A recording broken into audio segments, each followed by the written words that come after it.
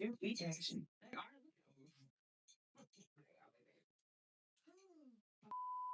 Hard to find. And it's black owned. Now you got me. It's black. That's all you had to say. Come on now, like that's all you had to say. Look at the material. Wait, look at the material. This is black owned. McBride sisters. We like you checking? I like to drink with Bria because Bria is my mate. I like to drink with Bria because she gets it down in 8. Look at that, you know. Thank you. So, for those of y'all who don't know, we're rocking Anthony Edwards today. Holy Spirit prayer.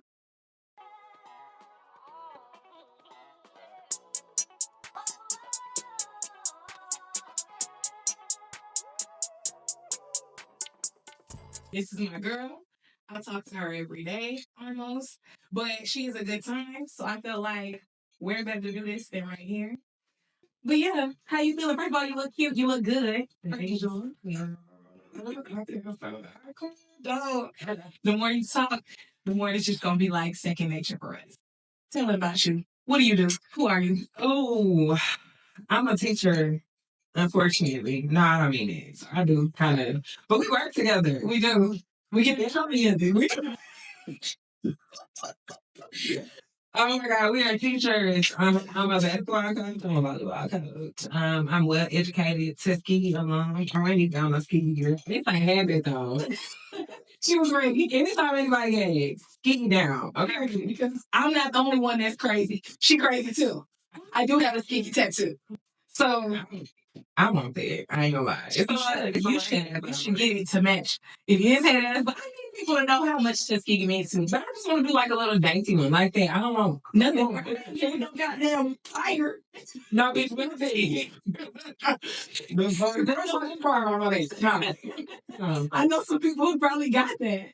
I must get it from, but you can't say that on here. Yes, you can. I was gonna say, don't got it. Look at it. I think it's just it's cute as fuck though. Right, look, we ain't knocking you. But I can't say a book or two. Okay. But yeah, she's a teacher and a coach, and my girl is a damn good one. Thank you. You know what I'm saying? A damn good one. Your kids will be in good care, playing for her. But you know what? Talk to me about how you feel about Caitlin Clark. Mind you, she had a Caitlin Clark jersey that she gave to me because she didn't want it. So yeah, tell them how you feel about Caitlin Clark.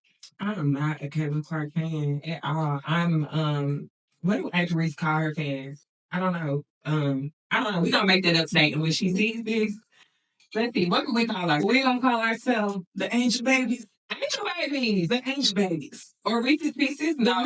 I think, yes. Something like that. I think it's something like that. Anyway. Me and you, we the Angel Babes. Yes. Everybody else can be Reese's Pieces. Because we stand Angels so hard. I love her down. We love her. I want a Chicago jersey. So yes, give it to me.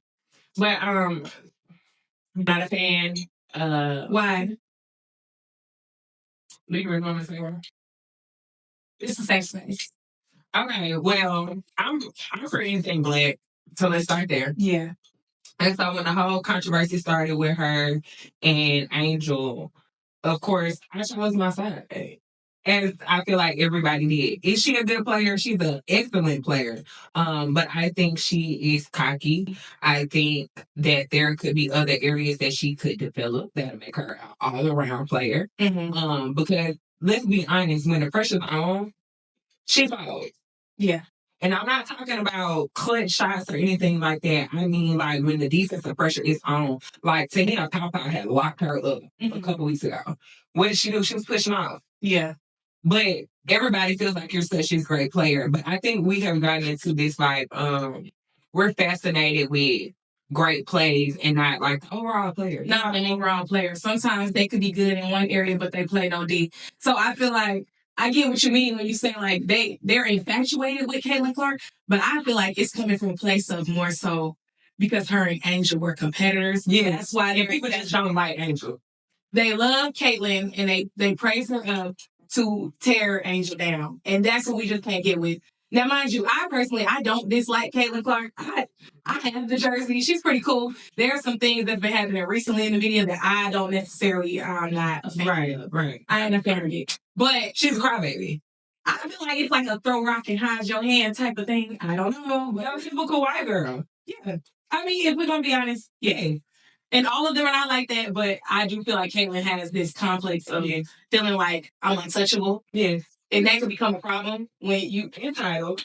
You just playing the game you love, so how are you letting that, come you know how to make up people are. Yeah. I'm just being honest. Yeah. Entitled, like, just feeling untouchable. Like, when she got into it with Angel, she ran off. Like, yeah, she got up out of there real quick. Because you don't want that. It made Angel seem like she was aggressive and angry when I didn't know for a fact something was said. Something was done. It had to have been, even if it was because that was down in the coast. Angel was wide open. She drives up to the basket, which, okay, everybody's like, oh, Angel wasn't gonna make the shot anyway, yada, yada, yada. Whatever. We keep with that whole fucking narrative. It is what it is. But I feel like she probably was just like, give me that shit. But that's basketball. That's basketball. And I think people who don't know basketball, they don't know that is literally the type of rapport you have with other players. Yes. It's gonna be some shit talking. And if it's not, then the game is trash. It's boring. People don't want to watch a boring game. Yeah. People don't want to see a passionless game. Mm-hmm. I want them to bump into each other. I want them to talk that shit. I want them to act how Angel was acting at LSU. I like that. You gotta do that. It turns the game up. But I think people are just being exposed to it because that type of carrying on has been happening. It has. And I think now everybody's into this whole like sensitive cancel culture and all this stupid ass shit. Basketball is basketball. Basketball is basketball. And if you ain't ready for everything that comes with the game, then don't step your ass on the court. I tell my girls that all the time. If you ain't gonna get out here and be no dog, stay your ass at home. Don't play. Don't play, because you are an embarrassment to everybody when you're not giving your full potential. Yes. And if you don't have no passion behind it, I feel like it's not fun. Like, who wants to just be running up and down the court? Like, I love the fun part of the game to me is the talking shit. The hyping your players up. But back when I was on the court, like, talking shit was my thing. Oh, I know. I'm talking shit. I bet it was. I'm talking shit, but I'm used to that kind of vibe. Like, my granddaddy was a amazing basketball coach. She coached basketball for years, and the way the game would be so hyped, so intense, like, I love that shit. And if it's not like that, the game is boring to me. I agree with you. I feel like basketball in general is probably the most exciting sport because it's always moving. The game's always changing. It's fast paced. Yeah. Like, you turn your eyes for 1 second and you already done missed something. Yeah. You know what I'm saying? That's what I like about it. Yeah. But you were going into a little bit like of your basketball experience at Tuskegee. I want to hear about that because, mind you, she came in to Tuskegee 2 years before I did. So I didn't really get to see her play. So, yes. Okay, so, I signed to, it's so crazy because people don't know this. I signed to play basketball and volleyball. Mm-hmm. But when I got there, Coach Askew was the coach at the time. She was interim coach after Coach Roby left. And she was like, hey, I just want you to do basketball. So I'm like, all right, cool. Because I had already, started to get familiar with campus and like my schedule. And it was just too much to even think about doing 2 sports. Yeah. But, me coming from playing 3 sports year round, it was an adjustment or whatever. But, I liked it. Just playing in 1 sport. Mm-hmm. But whatever, came in as a freshman. I loved my teammates. Everybody was cool. I was a starter. I started I want to say maybe 11 or 12 games my freshman year. And I ain't gonna lie, y'all, we sucked. I wouldn't be sorry. It's so crazy because I don't tell you all the time, we had the talent. It wasn't executed. It was like a coach. It's the truth, and the truth hurts, and we not feeling the worst we can say we want. Any one of my teammates will vouch for it. Any one of my teammates, we had the talent. Girl, we had it. Can I say her name? Yes. Okay. Damn, I don't remember her last name. Just say her first name. The people who know, they know. Right. Okay. Some of y'all may know Chelsea. Some of y'all may not. Chelsea came from Prairie View. And my girl could dunk. The girls that's moving like that anyway. She was an angel before it was an angel. Before that, I loved playing with her. Like my girl, she was really talented. We had a lot of talent on the team. Michi, my girl, who her ass off. Okay. Period. Jackie, Red, like we had a team. Red, yeah, Rachel. You know Rachel was I did, but I wasn't here for her basketball era. Yes. But I love Rachel. Yes, Rachel was on the team. That was my dog. And we had the talent. I wholeheartedly believe that.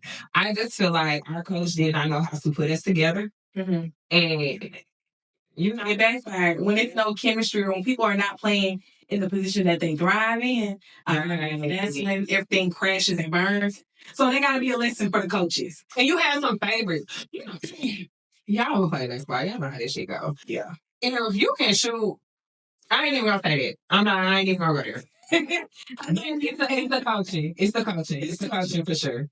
And it was what it was. So whatever. Second season rolled around, sophomore year. And we actually did make the playoffs my first year, which is crazy. I remember playing in the game. We played Mouse. I don't even think we just got whooped. Right. Now we want to just walk around and our ass kicked now. Like we was like it was just awful. But I feel like I could have, I feel like we could have just did more. Like, but whatever. That goes back to coaching. So whatever. Second year roll around. She hit the boot. Coach actually gone. She's gone.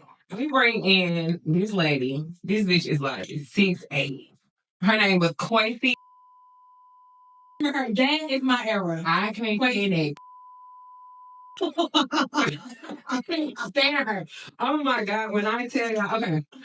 So she came through and she kind of like off the rip, all the walk-ons got put out in second. Anybody who was a walk-on, you got to move. This is what, 2016, 2017? We are rolling around. This is fall 2015. Okay. Yeah. Let's see y'all. So you ain't. But yeah, so my first season was 514 and then rolled back around 515. All right, Quasi get the boot. Walk on gone. And so my best friend, she was gone. Drika, shout out to you. Really? Gabby, she was gone. That was another one of my homies. We ain't gonna speak on her. Although we should. No, we should. We're gonna be going up for the wrong reason. Okay. We're gonna be like, we're gonna go back up for the wrong reason. Girl, okay. I'm gonna leave that Gabby. And if you know me, then you know Gabby and y'all know what happened. Whatever. So whatever, I had already felt some type of way. She started bringing in some girls. I ain't gonna name drop them. Don't do this. So whatever. All right, we start conditioning or whatever. And I ain't gonna lie, y'all. I've always loved ball, but rolling into my second season, y'all know how TUSKEGee get. And it'll have a hold on you. And I didn't do what I should have as far as training and staying in shape. Yeah. So girl, I went and got a job. I was working a plant job, making $2,000 every 2 weeks. I was not staying working out that summer going back into, sometimes money be more of a mission to me than anything else. Okay. I get it though. And then down there being a broke ass freshman, like I was like, yeah, I need a bread. So I was gonna find a way to make some money. And I could have still been working out, but yeah, ain't no excuse for that. It's never. You a college athlete. That's another thing when you talk about the balance. Yes. Being a college athlete. Like, okay, first thing I want to know, why you stop playing?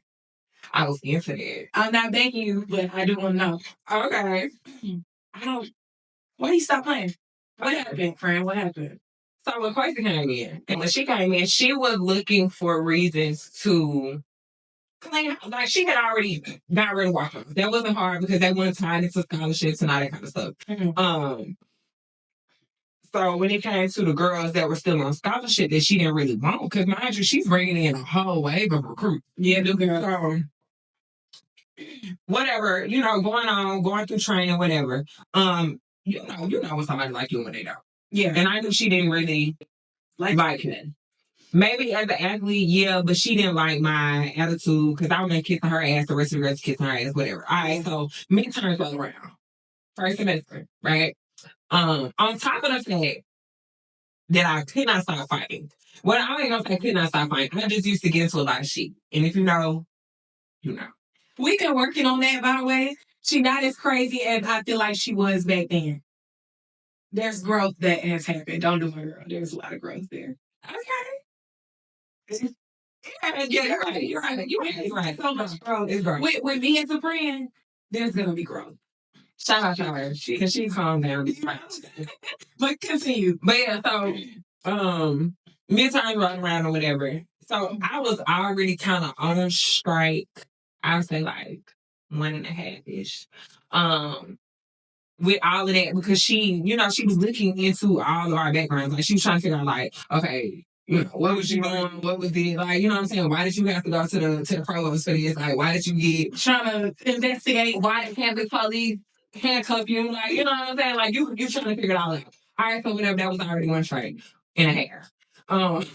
So midterms went around and we had they kind of modeled it after March Madness, but we had this like midnight madness thing that like kicked off the season. Yeah. So it started at like 8 or something like that. But like I said, it's midterm time. And y'all know midterm had to be done by 12 that night. Yeah. And anybody who took his class, you knew you wait for the answers. Ain't nobody finna just go take the midterm and you don't have the answers. Come on now. Like we was in group meet. We was in group meet with A through 1 through 45. Yes. Yes. Still answers. Yes. Ain't nobody feeling nothing. Just go pass. Shout out to your village. Okay. Because whatever. So had to take the midterm. And I knew that I had to be at the gym. I think we had to report at like 7:30 or 8 or something like that. Yeah. And so I didn't take my midterm. You skipped midterm to go to practice. I skipped midterm to do the midnight madness thing. Midnight madness. Okay, yeah. But I still very well could have. Like, the answer set came to my phone, but it was in the midst of me doing it. So by the time midnight madness was done, I hadn't taken my midterm.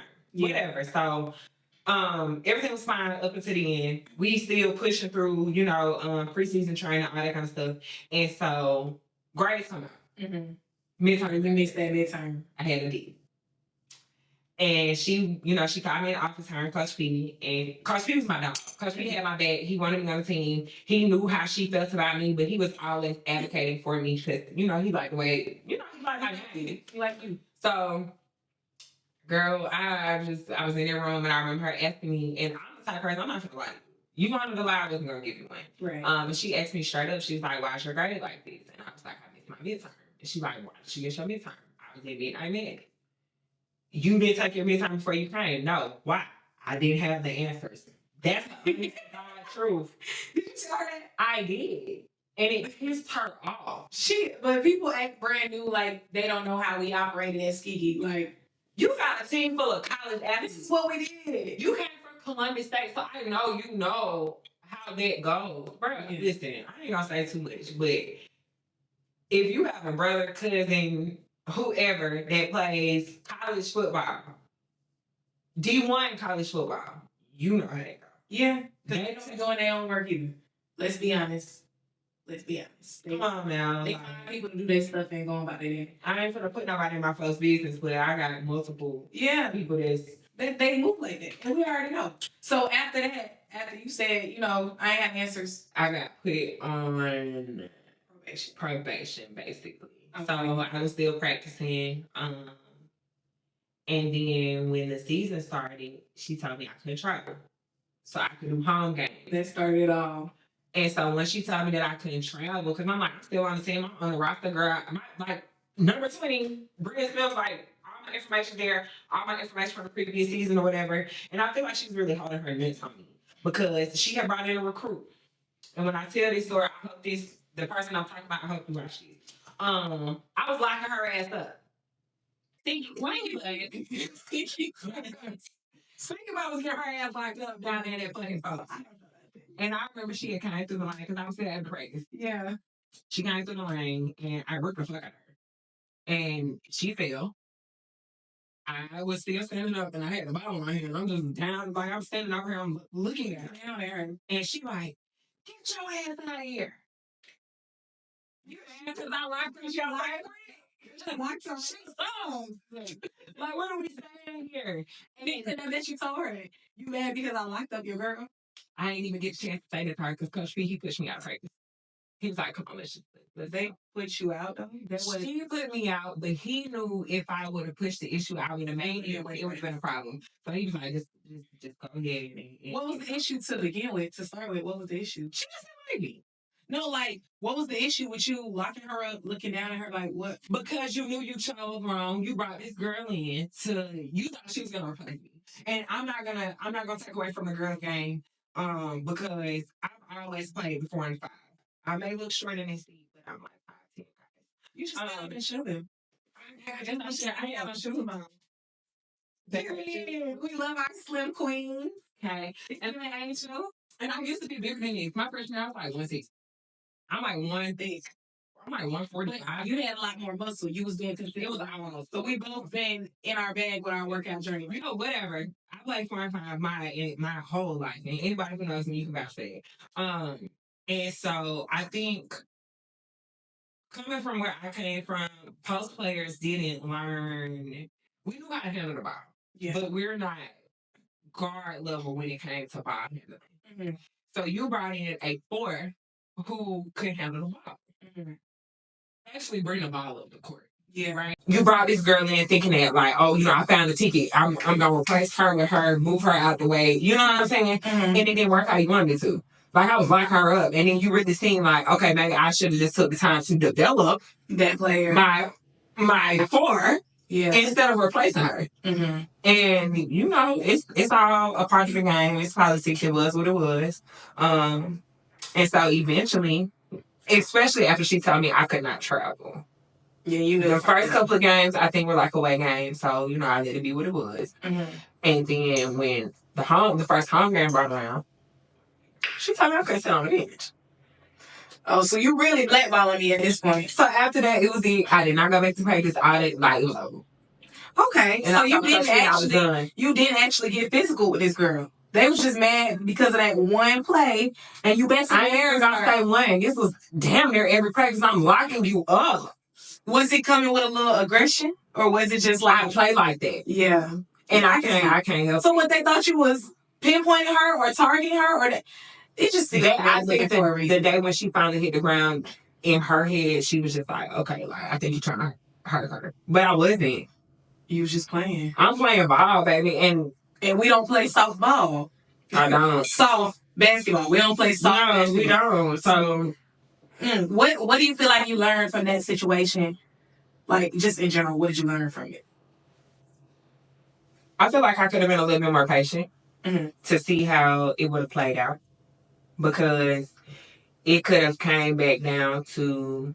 Because they got their ass kicked that whole season. And everybody was so shocked because they're like, okay, we done brought in this T1 coach. She played in WNBA. Like, we should be thriving. No, every coach is not a player. It don't always work like that either. They think, oh, because we bringing in so-and-so, they have to come in with the team that they have no chemistry with. They don't know none of the players. They got to recruit. They got to make this team be what they envision. Every player is not meant to be a coach. That's true. Everybody, that's just in life. Everybody is not meant to coach or teach other people things. You might be good at it, but that don't mean you're good at fostering other people to be that same way. You know? I should have just been patient and kind of let it play it out because, okay, I had the opportunity to transfer after all of that. Well, really in the midst of it all. Mm-hmm. So there were 4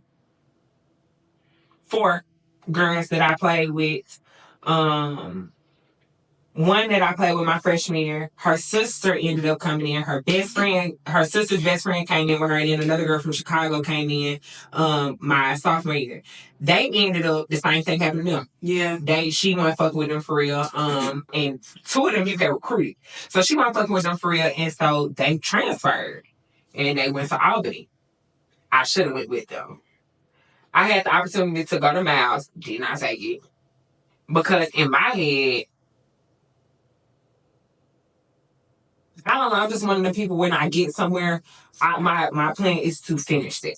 So when you didn't finish there, what ultimately stopped you from going somewhere else to play? Because you know your talents would have been appreciated especially at our competitor. Miles is like Tuskegee's big rival. Yeah. So she would have been appreciated at Miles, and they would have threw it in their face. And it was some girls that I grew up playing ball with that played for Miles, so it would have been bomb as fuck. It would have been cool, but I did not want to go to. Sorry to the Bears. Sorry to the Bears. Sorry to the Bears, but you could never. I could never. It's okay. She loyal to us. She loyal to us. To you. Go to the Tigers forever. I can't. The fuck is the Bears? No. Fuck no. So overall, without basketball, then what was your experience at Tuskegee like? That's our home. That is literally our home. Away from home. That's our heaven on earth. So heaven and hell.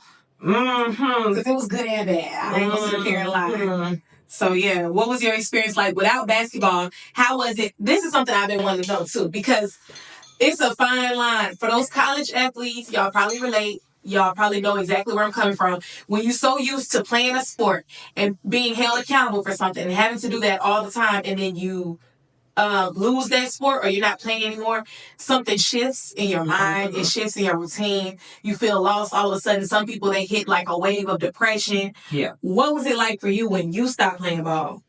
Ooh. At TUSKEGee. You were a regular student. It was...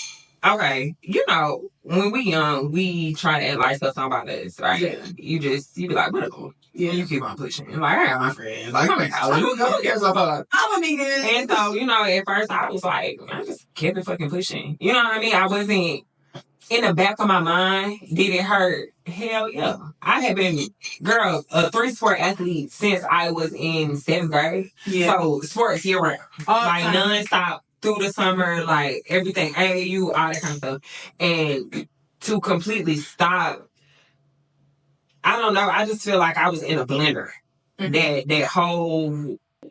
That first semester after. Because everything was kind of like said and done after first semester sophomore year. Yeah. And I was just like, yeah, it is what it is. I kind of fuck this shit. And so when I came back second semester, I was just going. Doing dumb shit, can't lie. You know, into a whole bunch of shit. If you know, you know. It be like that. And I just kept it fucking pushing. You know, it didn't really start to hit me until I came back junior year. Yeah. And I'm not training. I see the girls out there. I see them running, and you know, and it hurt. But I'm one of the people at the time I didn't know how to deal with emotions and all that kind of stuff. So it was just one of the things like shit, whatever. Do you feel like your mental health took a hit a little bit? It did. At that time. It did. It did. You know, you were young, so. And it's so many things go through your head because you're like, you know, for somebody who has played sports like all your life, year round, it's your identity. Mm-hmm. To be an athlete, you know, and then when you come out of sports, you got to find yourself again. Yeah. And you got to figure out what you like outside of basketball. Who you are outside of your sport. Making friends outside of your teammates. Yeah, that's a challenge. You know what? I never thought about it like that, but I'll give you that. Yeah, just making friends. You never had to really make friends because they came with the territory. You play automatically. Your teammates are going to be your friends. You're going to hang out with who you're with all the time. Mm-hmm. So I can only imagine, like, as a college student going through whatever else college was throwing at you, that was hard. The adjustment. And then you start to meet other girls that are so different from you, right? Yeah. And don't have the same mindset, and it could be honest, like, some of them was bums. Shouldn't have been hanging out with them, you know? But you live and you learn, though. You do. Like, that's part of the experience, too. We all kind of had a moment where we was like, I should have been friends with her. Should have been talking to her. Because you feel like at the end of the day, they brought you down. Yeah. But our goal is to constantly be leveling up in life. But as a college student, we wouldn't have known that the way we know it now. And we were so young. Young and oh my God. Stupid. Just doing whatever. And I wasn't the only one who was going through it. You know, my best friend had got cut. And there was another girl that was on the team that we was friends with, and she got cut. And so all of us were going through the same thing. So, you know, we didn't really each other. Yeah, but we didn't really address it. It was just one of the things like, okay, it happened, and we kept it moving. Now, when I got a little bit further on, it started to tear my ass up. Yeah. You know, family looking at you different because they like, okay, you went to school to play ball, why you not playing ball? Everybody in your business. People looking at you sideways. The same, like, recognition and love that you were getting from people, you weren't getting it no more. Because, you know, everybody loves that friend or family member that went to college to play sports. Yeah, you're favored. Like you know what I mean? Status in your family, you favored it. And then once you stop, favored.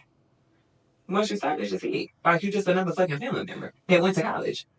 You know what I mean? And I hate when people, I hate it because people try to discredit the fact that I even played college ball. Mm-hmm. Let's not act like it didn't happen at all. Because it happened in the bitch was starting. I got the fucking film. We can insert the film right here. Insert film now. Like, for real. Like, yeah. Let's not ever play. And anybody I've ever played against, like, they know I'm a dog on that court. Yeah. I am. I believe it just by how you talk. I might not have witnessed it myself because I did work for basketball after the fact. You know what I'm saying? She was already done playing, so I didn't get to see it. But I can tell by the way she get into them girls at the schoolhouse or by the way she talk about it.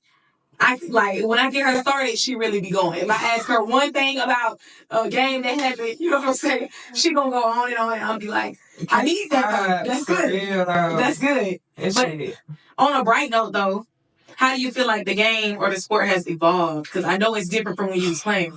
I ain't gonna say I'm jealous, but had basketball, women's basketball being the way it is now when I was playing, I would have transferred and I would have kept on playing. Yeah. Now, was I going to go to the WNBA? No. That was never like the aspiration of my life.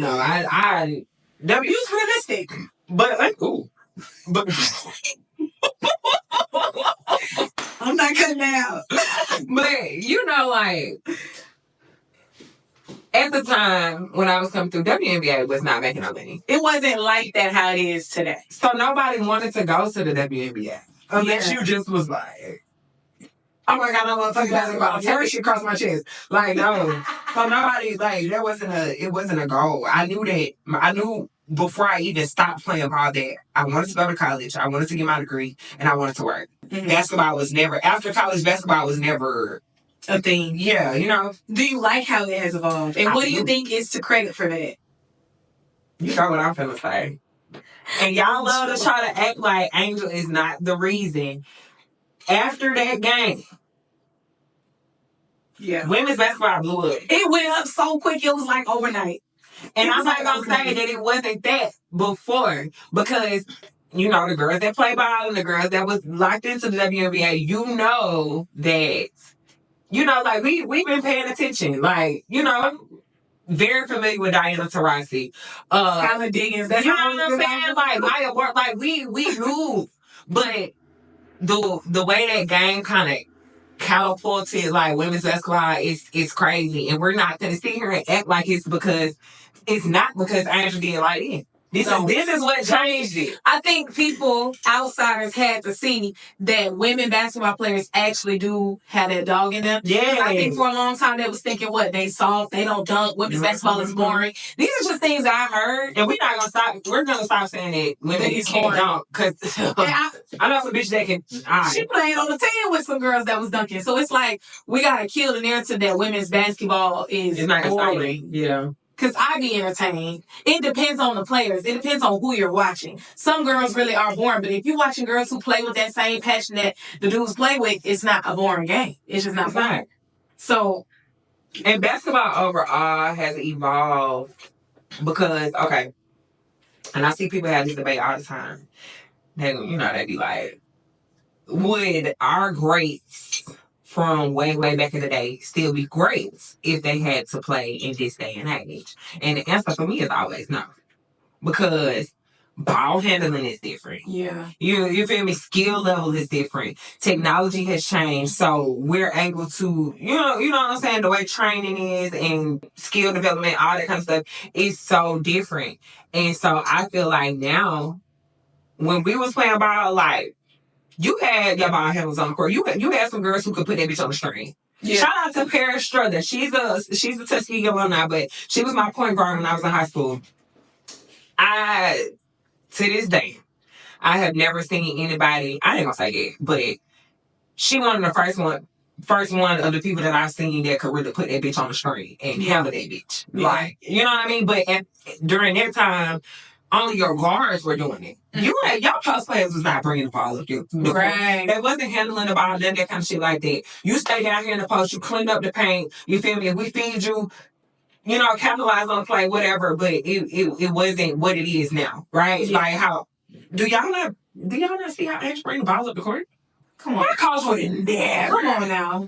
Angels. She's not as she a dog though. She is, but she don't talk that talk. She don't have to go as hard. Right. Because she got it. Right. But Angel comes with a little extra and y'all don't like that. Like, people don't like seeing Black women in spaces where they're powerful, where they're confident, they know who they are, they can care less what you think about them. And Angel brings all that to the table every time she shows up, and it makes people so pissy mad. They be angry about it. I can't stand it. They hate Angel is one of the people, either you love her or you hate her. Right. And it's really no in between. It's no in between. And they ain't gonna ever get enough of just trying to make her feel less of who she is, but we passed that. So you're a coach. We brushed over it. What is your coaching style? I know the answer to this, so I'm waiting to see if you go say it. Maybe I'm glad I can't put my hand on it. Because my granddaddy is that kind of coach. Like, you got to think like he started coaching like, don't quote me. I want to say like early 80s, maybe late 70s. I don't know. That could be wrong. But I don't think my granddaddy like get right. You know what I mean? Like snatch nigga up. I don't think my brother snatch niggas off the court. Like, but girls basketball is different. You can't bring that because some of these girls is soft as fucking tissue paper. Charming. But then I do got some dogs, and the ones that are really dogs, I pour into them. I never stop being on their ass. But volleyball, you shouldn't. No, never. I'm saying their ass. Yeah, got to. If you got somebody that you really trying to get, you need that tough coaching. Yes. You need somebody that's gonna drill you. And I had a coach that was like that, and I didn't like it at first. But in hindsight, I love them type of coaches. All right, it's good for personal development as well as player or athlete development. Because I wasn't a player, I was an athlete. But it builds character. It does. You learn how to take it. And it show you that you're not bigger than the program. You know what I mean? Like it keep you humble. My coach, I've had some great coaches over the years. For real. My middle school coach, shout out to her, rest in peace. Coach Thomas. I'm talking about she had us right. Mm-hmm. Like the way we was running the ball up the court in middle school was crazy. And that's why your girls be doing that now. Y'all really would have to.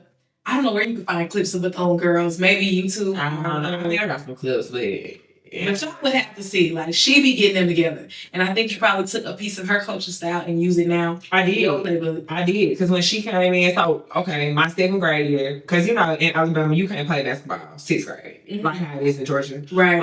So 7th grade I started, and my uncle was my coach, my mom's brother, and he used to stay on my ass, girl. He used to kick me out of practice, all kind of shit. And so when he stopped doing girls and he just moved strictly to the boys, and Coach Thomas came in.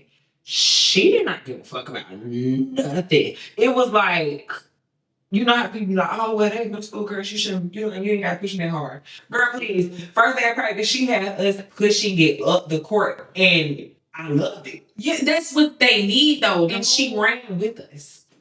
So she was actually getting out there in the field. Like, she ain't barking orders at y'all. She out there with y'all. Like some fat ass coach just sitting out there in the bleachers telling us what to do. Like, and she was a really big lady, and she was still pushing it up the court with us, and that first practice changed my life. It really did.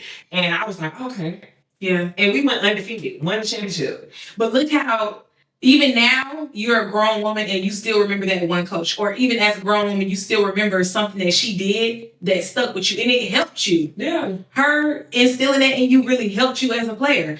Do y'all see now where we come from? I'm weak. Do you see now why that's important to be wise with picking out your child's coach? And she wasn't even like she didn't really cuss us out. You know what I mean? She was one of the ones, she just pushed you. Yeah. Right? And her word was law. So if she say something, it ain't no debate, no none of that kind of shit. Like, this is it. You finna do this, and if you can't, you keep pushing down. It all goes down to personality, though. Every coach not gonna be a cuss you out coach. Yeah. Mine wasn't, but she was still hard as hell. Yeah, you can still be stern. But my high school coach, that's my girl. Shout out to Naquisha Jones, my girl for fucking life. I swear to God. I'm talking about like snatch me up on my journey. What the fuck are you doing? Like, get your shit together. And my mom is sitting right there behind the bleachers.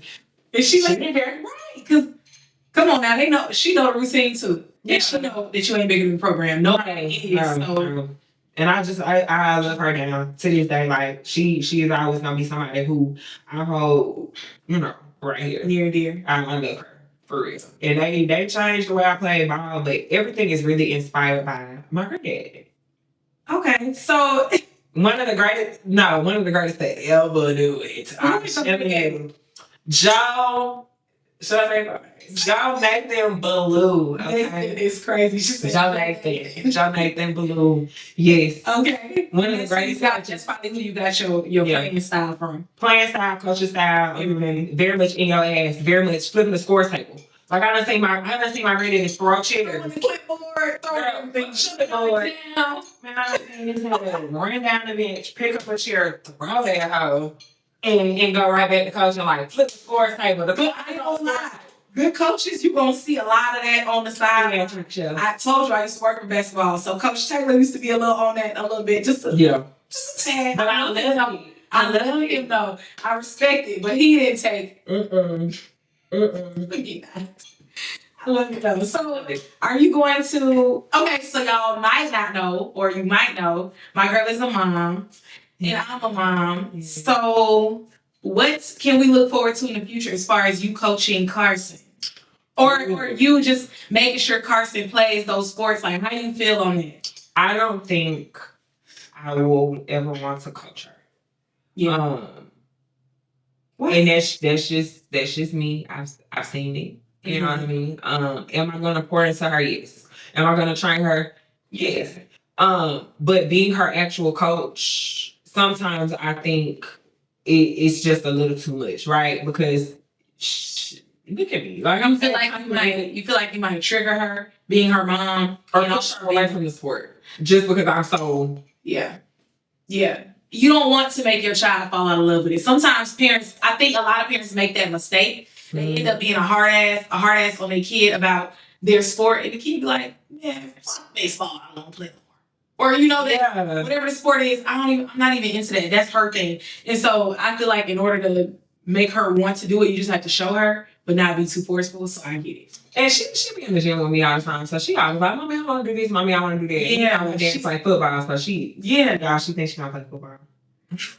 I'm gonna let her have her dreams. She play flag football. Football is out the question for me. Even if I have a boy, I don't think I should do football. Or Carson, she gonna be a butch. But what? Don't let her play no football. That shit's dead. Not football. Okay, wait. You said even if you had a boy football. Yeah. I'm debating on that because I have a son and I'm like, I really want him to run track because I feel like that's foundational. But I don't know about everything else. I kind of want him to choose. I love all the sports, so I'm support whatever he picks up. But, track is like, that is non-negotiable. We have to run. We got to be athletic people. That's it. That's all. Yeah. But people don't they underestimate like how playing multiple sports like really help you. It does. And it keep you out of trouble. A lot of these kids, their problem is they don't play nothing. They to go home and sit on their ass and play their damn game. They don't have no activities. So your child is bad as hell because you're not giving them an outlet. Right. Let's talk about that. So people who are like anti-sports and my child doesn't want to do sports, he just wants to play comics or play video games. Some of our kids are like that. That's why I'm saying that. And they grow up to be losers. That's the problem. They have no social interactional skills. Losers. Yeah. So, being a mom then, look, now we got to talk about that mom life, work, social life balance. What's going on with them? How old is your daughter? She is 3, going on 33. I was about to say, she oh my God. Okay. Do you have time for you anymore? You're a coach, you're a teacher. Do you have time for you anymore? Well, with my newfound free time. Maybe. Don't say that. Oh my God, no. We sorry. Before your free time, we ain't gonna talk about that. No, we're not. We're not getting there. That's too much. That's not that business. It's not. That business. But for real, like We shouldn't even be this week over here. It was funny today that it happened. We was like, we're not supposed to be laughing, but damn. Who kids gonna watch this? They're gonna watch it. I just watch it. They're gonna watch it. They follow the page. Oh, I'm sorry. They're gonna be in the BI. Look, wait till they see that this is what we up to. Okay. Kids, we love y'all. Y'all get on our nerves. Some of y'all. I can't say that for everybody. Okay, but It's this one child. You don't have to do that. I ain't gonna do it. I'm not gonna do it. Anyway, but yes, with my newfound free time, I'm actually getting back to myself. So before this newfound free time, this is why this was a blessing in disguise. We're not going into detail about that, but with the newfound free time you've had in your life, it's been a blessing. Because before this, what was your life like? I was just a constant like work, practice, home. Work, practice, home. Work, no play. Nothing. You go immediately from being a teacher to a coach to a mom. Then you go into bed, you barely get 6 hours of sleep. You wake up, it's back at it again. The weekends, you don't get no break. You're mom full time at that point. It's like people don't realize how hard it is for the mamas. Yeah, that shit's tough. The single mamas. The toddler mom, pray for us. Anybody with a child that is 2 or 3. Now, mind you, shout out my baby, he only 1. It's time. I be wore out. When he come home, I be wore out. Yeah, I feel like he gonna be on 1, or he's just gonna be happy to see me. He gonna be happy. Y'all gonna be chilling for a couple weeks. But let me tell you something. It's not for the weak. Like being a mom is one of the most serious jobs or roles I've ever taken on. Like there is nothing like that. Like having all that responsibility. We just used to be like young and tired. Oh my God. And we accountable for somebody else's life. Did they eat today? Are they sleepy? Like, did they pee? Do they have to do it? Like, I love my baby now. I do. But you know, when you get to that 2, 3 age, girl, that shit changed your perspective. Like, they go from this sweet little cuddly thing, and it turns into. I know you heard me the first time I said it. I know you heard me the first 3 times I told you to sit down. Yeah. I know you heard me. Yeah. Don't make me snap. And Carson, she real bad about being like, okay. She like, okay, mommy. And she is still standing in my face. Ma'am. I'm trying to spare you. And you know, and the gentle parents and shit, that shit is a scam. I'm trying to gentle parent as gentle as I can with the way my patience is set up. I'm a gentle coach, so I don't think she's being a gentle parent. Sorry. But it's not like I'm always on her ass. Like, you know, mommy sweet, mommy polite. Mommy though. Yeah, but mommy gets on the ass. You're human. Yeah. You feel like you'll have some more? No. Even if you get married? The situation gotta be ideal. It gotta be ideal. And it depends on how old I am. Because honestly, after 33, I'm not copying on that. That's how I feel. People act like the clock don't exist, but it really does. The clock exists. I'm glad I had my child. No offense to those of y'all who don't have kids yet. I'm glad I had my child when I had him because I'm not going to be 33 having my first. I'm sorry. I want to be still young and turn. I want to get back to doing the things I love after the kids get out my house and go to college. And it's put a whole new perspective. My stepfather just passed away literally on Sunday, and he worked his whole life. You know what I'm saying? He worked. He didn't stop. He never retired. Like, he just continued to work because he was addicted to the grind, I guess, making money. And it's like your life will literally pass you by if you're not out there enjoying it right now. And when you have kids, it makes it 10 times harder to be out here enjoying your life. You got 5 kids, you got 5 extra responsibilities. Yeah. We think just being an adult is bad. Being an adult with a kid or multiple kids is, it's a lot. It ain't something that I recommend for everybody. Everybody not cut for it. You know what I'm saying? Some people, they're bad parents because they were never meant to be one. Mm-hmm. Y'all suck at parenting because y'all weren't supposed to be parents. You didn't have that type of... Right. You ain't been like that. So, and you literally don't know until you have a kid. And I've seen girls who, you know, you got those girls that you meet at school and you like, high school, I'll say. You like, oh, you know, I know when you get off, you'll be a great mom. Yeah. And then these same girls have kids, and they like. As a matter of fact, I had to learn that anybody who tells you or says out loud, I don't want any kids, you better believe them when they say that. So then you see why they don't want no kids when they have a kid. You literally see why. And that's all I'm going to say on that. But I feel like I was one of those people. I said for a long time that I didn't want no kids. Well, dang, I ain't talking about you though. Well, not like, I don't know. I always said, now, like, growing up, like, before I got to high school and shit, I used to be like, I don't want 4 boys, I don't want 4 boys. Like, I don't be a boy around. You never get what you think you're going to get or what you asking for. Girl, we was in that sonogram room, and the lady was like, yes, a girl. And I was like, are you sure? And she was like, ma'am, like, you've asked me that like 5 times. Like, I'm positive. Here's my piece on that. This is the first time I'm ever opening up about this topic. I feel like God gives you as a woman what you need at that time. Mm-hmm. So I feel like if you're a woman and he gives you a daughter, I feel like he's trying to soften you up a little bit. He's trying to show you, like if you might not have had a certain relationship maybe with your mom, this is just an example. He's trying to show you how to go about that in a different way, take a different approach, try to redo that, break the narrative, be the better mom for your daughter. Right. It just show you the softer side of things. If he gives you a boy, I feel like he's trying to show you the love that you feel like you've been missing out on, quite possibly. Because me and her talk about this all the time, my daddy issues. I'm not going to say I have daddy issues, more so like just feeling like I always needed that man in my life. Like I needed my dad. My dad passed away when I was 3. And then I had my stepfather who came into the picture when I was about 8. And so with him just recently passing, it's all hitting me because I'm like, I feel like I still always long for this connection with a man. Mm-hmm. With a man that's fatherly. You know what I'm saying? Like my stepdad was a damn great dad, but it was like he was more of a provider, a disciplinarian, like he wasn't into all that emotional stuff. And people don't talk about that though. A lot of dads, they're not. You're just gonna miss out on that. They're not into the I love you for no reason, the daddy-daughter dates. Like a lot of men are not like that. So if you come across a man who is, it's rare and it should be appreciated. Black dads. That's not normal in a black household. Yeah.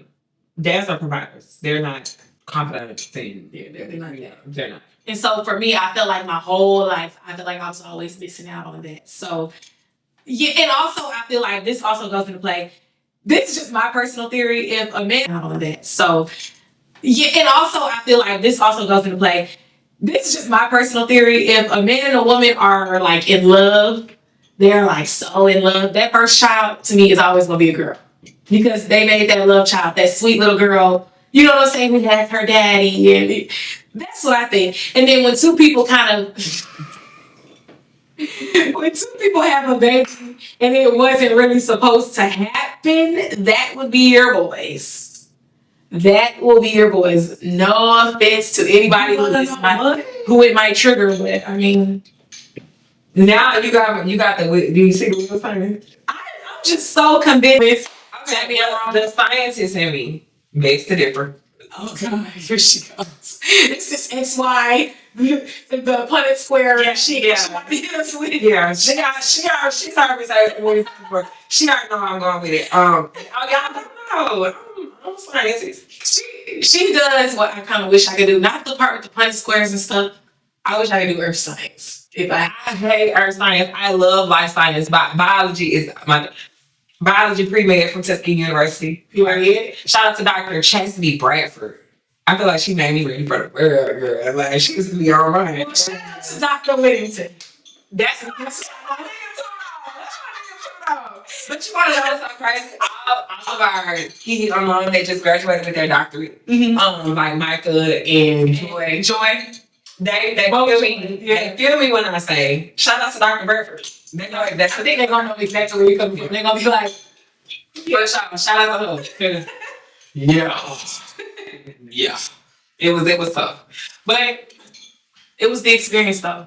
Yeah, but no. You just gotta cling to them professors that really have your best interests or that really care about you and your well-being. Like you gotta cling to them. That's why I threw Dr. Whittington out there because I feel like he's really a good person for me and my brother. He was the student's champ for sure. He was. But he wasn't the only one. I had a lot of professors I came across at Tuskegee. If there's any time or reason to advocate for HBCUs, it's now. because I feel like that's what makes you love your institution. Do you have a connection with your professors? Are they looking out for you? Do they care? Don't be just a number. Anyway, don't let me get into that. No, don't just be just a number thing. It's real. That shit. And I don't feel like I was just a number ski.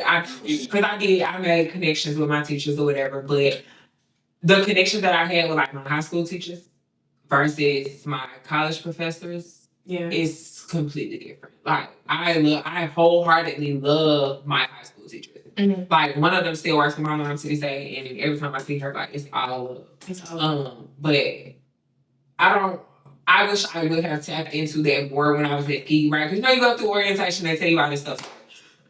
Make sure that you're networking and you're getting your internships and all that kind of shit. They put that in us for real. And I like it. Yeah. I feel like I networked so hard just for it to not really pay off in the way that I would have liked.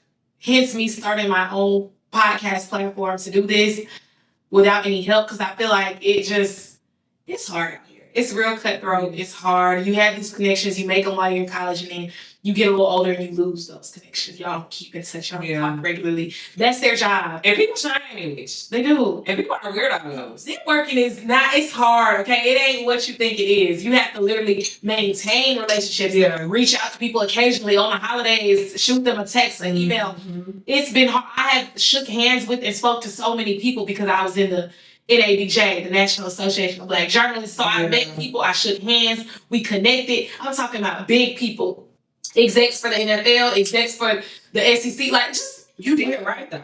I feel like you did it right when you were at SKD. Me on the other hand, after the fact. Because what was your undergrad major?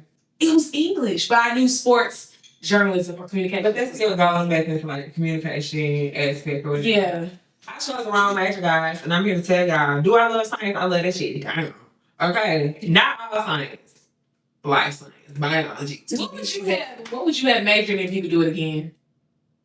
I would have probably... I feel like sports medicine or physical therapy. I think I would have been an engineer.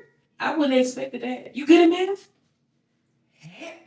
Oh my God. It's me asking my friend if she good at math. The way I used to... Physics? Oh. When I finally got physics down, like, I ain't gonna lie. There was this, excuse me, because it may sound racist, because I don't know his nationality, but you know, the Arabian Pakistani students, that was, you know. Yeah, we got a lot of them. So I made friends with him. Yeah. He was cool as hell. He was like, let's talk to friends. We used to be on group me together, but yeah. But he really taught me, like, he was giving me the answers and stuff, but he was still showing me how to, like, work the problems. Like, he really taught me physics outside of, I can't even remember my professor's name. I can see his face. I can't remember his name. But math, easy. Physics, I loved it. Chemistry, used to tell my ass.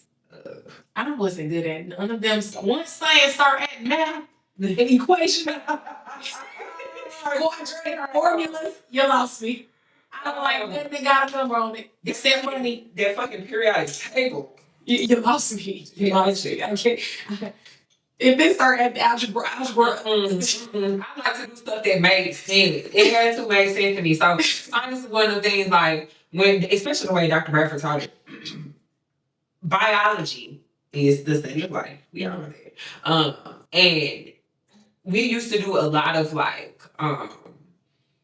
case studies and stuff about, like, the human body. I was infatuated. Mm-hmm. And, you know, like, okay, yeah, of course I was on the pre-med track, so of course you were supposed to, but I don't know, I just feel like being in her class, that changed my whole perspective on wanting to be a scientist. Yeah. So, I actually came to Tuskegee as a nursing major. Look how your plans change so many times. Because I feel like as Black girls, we do that. We do. We have to find what you want to do, right? What's nursing. Yeah, that's true. You know what I mean? I never said that though. I never said nursing. But I knew I didn't know exactly what I wanted to do. But okay, so in high school I did HOSA, which was like a health science. Yeah, it was. And so I did clinical rotations. And girl, in high school I was watching women have babies, get epidurals. Like literally, I'm watching this lady coochie fucking expand, and I'm a fucking 11th grader. It was, you know what I mean? It was crazy. And I loved it. I did a rotation at the cancer center. Like, I thought that I was really wanted to do nursing because I had went through this whole program. Yeah. And I was good at it. Yeah. You know what I mean? But look how it changed. And when I got to ski, I was like, it's a hard ass job for me. And it wasn't even like is nursing hard at ski? Or is it just you didn't like the program? I just think it wasn't for me. Like, y'all liked it in high school, but it just wasn't for me. So I knew I still wanted to be in some sort of like science aspect. So I was like, okay, I'm just gonna go biology. Mm-hmm. That's not a bad choice though, because you can still do multiple different things with that. You can do a lot of things. And initially, my plan was to be a dermatologist. Mm-hmm. So for skin, right?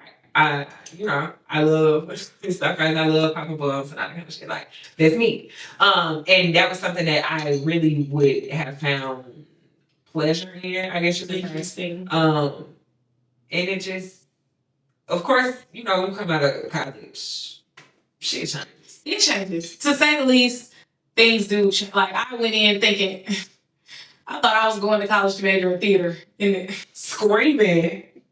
Okay. Okay, Viola Davis. Not your actor.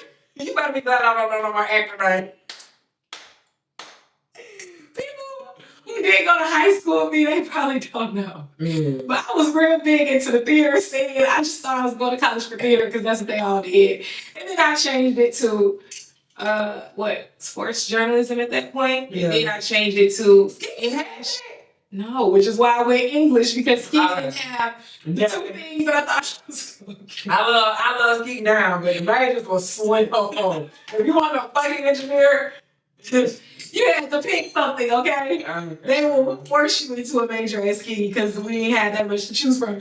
But I ended up learning that English was the better suit for me at the time. But if I could go back, I would have done like animal science, something else. Something to do with like nature, environment, science, agriculture maybe. I think you would have liked it. My daddy was supposed to. So my brother majored in biology. He wanted to be a vet. He's not a vet now. My daddy went to Tuskegee for that reason. He majored. I don't even remember. I don't know, but he was supposed to go to vet school. I am not gonna put his business out there. All I'm gonna say is, God rest your soul, baby, Dad. He was supposed to go to vet school, but something had went down, so he ended up not getting in. But he was hell qualified. He still graduated from Tuskegee. He's still a graduate. Sure. So, we're going to give him his credits all day, every day. A lot of y'all days didn't go to college. Let me stop. Vet school is hard. It is. I know somebody who's still going through vet school, and they was in ski before I got it. The fuck are we saying? It's about time we wrap this up. Okay, so friend, tell me for my final question for you. All right. What is one area of your life that you feel like you've been playing it too safe in, that you're ready to, take that next step, stop playing it so safe? Because, that's the whole thing. We're not playing this safe on the I Might Get Canceled podcast. Career. Okay. For sure. When you say that, give us a little detail. Don't tell us your plan, but tell us why you feel like you've been playing this safe. Sure. Well, when I came out of ski, like I said, shit changed. Mm-hmm. And I had gotten into this public health program to get my master's or whatever. And I got pregnant in the midst of it. And you get pregnant. You, as a woman, you start thinking in survival mode. Right. What am I going to do? How am I going to provide? You know what I'm saying? I was already working for the Georgia Department of Public Health during that time or whatever. And I was like, this ain't going to be enough. Because it was a part-time gig. I was making decent money. You know what I'm saying? Everything was like, in my head at the time, it was aligning. Because, public health degree, public health job. Like, I don't know if it work this. Right. And so got pregnant. And I was like, okay, I got to do something now. Because I was 25, and I knew after that next year, I was going to be coming off of my parents' insurance, all that kind of shit. So I was like, I'm going to go on the season. It's always safe. It's safe. You always going to have a job. The pay is benefits. You off in the summer. Off on the weekend. The pay is not horrible. No drug test. Look how you get it, look. Yeah. It's the line. It is. We're gonna have to edit that one out because No. if the kids watching, Fine. I don't work there no more. No, for real. Your big kids don't know. Go Steven said. Go Jags. Fuck out of here. She's so stupid. She's so stupid. But it was safe. It was safe. It was safe. And it was one of the things that I knew that my mama had been trying to get me to just do it until you know. I'm like, I'm not a teacher. But I'm a family full of teachers. My mom was even like, don't be a teacher. And I still ended up doing this. But you'll realize if you ever come to a point like we did that you need something solid and consistent, that's the best move to make. I be trying to tell these like guys, the younger guys who don't have no plan and they just kind of like floating. I'm like, you better go be a teacher or be a coach or something. Like that's the easiest cheat code for anybody. Especially as a man. Be a teacher, be a coach. And then they gonna give you what you want. You're gonna teach history. You might not even teach it. They might make you the ISS teacher. Sped. Oh. It's so quick to make you a sped teacher. Just go get your sped certification. All right, we done here. We done here. Just doing a disservice to the kids. Like seriously, but that's something we ain't gotta crack over today. Because I know a lot of our friends is gonna be tuning into this, so we ain't even gonna crack that over today. Oh, thank you. I love you. All right, there we go, and we'll catch y'all next time. That was fun.